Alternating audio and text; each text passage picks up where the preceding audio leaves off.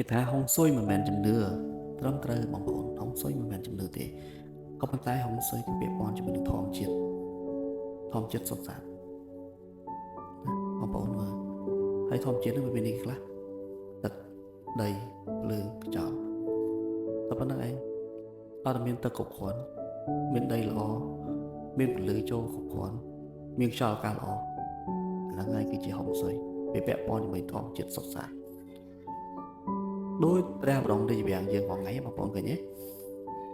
បែរមុខទៅកើតទទួលបានពន្លឺព្រះទឹកគ្រប់គ្រាន់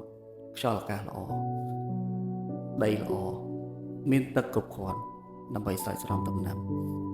តាំងពីដើមយើងខ្មែរយើងមានកសិកម្មដាំដុះណាហោរាខ្មែរខ្លាំងណាស់បងប្អូន